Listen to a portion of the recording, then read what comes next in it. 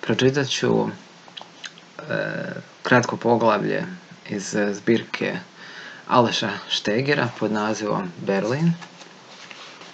Kudam.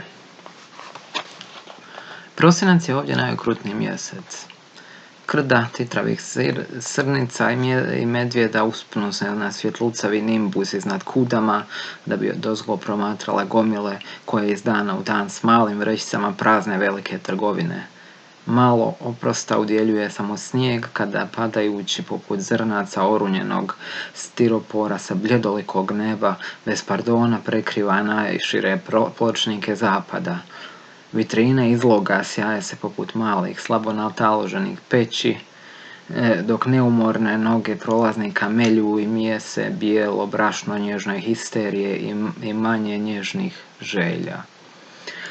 A kad nekoliko mjeseci kasnije pod stopalima počnu prštati kamenčići što ih je čistoća posula protiv poledice i kada je moguće čuti škripanje koraka nekoliko ulica dalje, ugašeni obrisi životinjica na nebu doimlju se poput lanjskog snijega. U kristalno ledeno jutro zanjišu se platane objavljujući smetlarima i beskućnicima koji su prenoćili u zavjetrini autobusnih stajališta da je došlo vrijeme da Kudam preplave najzamamniji mirisi.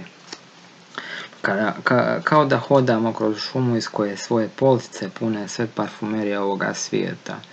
Iako nas neki od mirisa ne očara baš sasvim, u ožujku kada za tjedan ili dva stane kiša, započinju ogledavanja ostarjelih lica u izlozima punim proljetnih kolekcija. U travnju im slijedi očijukanje, okretanje i prezriv korak. Ništa više ne škripi, kao da su već zaboravljeni mjeseci zimskih tragova u snijegu kojima će se njihove sestre blizanke uskoro vratiti u posjet.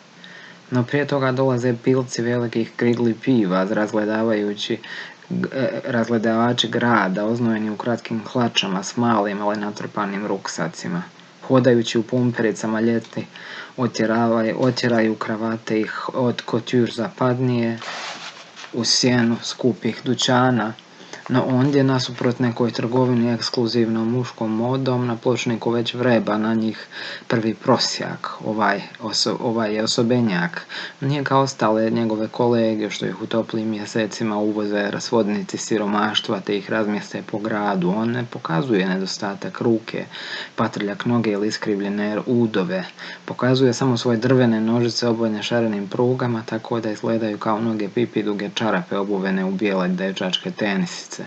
Kao kakve lutke pričvršćene su na 2 četverokutne metalne šipke koje završavaju u hlačama zavrnutim nad mostom gdje su nekad bila koljena. Nad mjestom gdje su nekad bila koljena. Kao da su sve niti između svevišnjeg i tog čovjeka popucale kad je ostao tako ležati lutka nasred ceste. Pogleda me odozdo, zacerekavši se tako da mi utjera strah u kosti.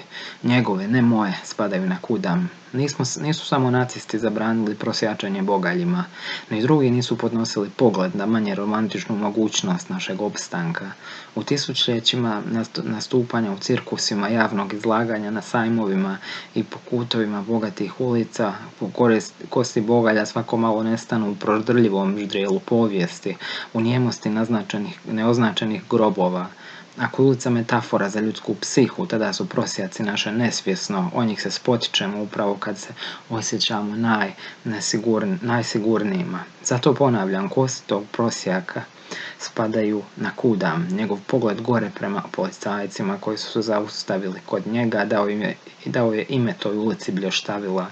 Kada su prije 200 godina ovdašnji kneževi jahali iz gradskog zamka u lovački dvorac Grunewald, po nasipu koji je danas raskošni bulevar, preci onih koji danas marljivo kupuju i prodaju na Kudamu, gledali su ih iz perspektive prosjaka koji se okreće za čuvarima reda koji odlaze. Još se jednom izvukao samo s opomenom i cerekanjem odozgo prema dole.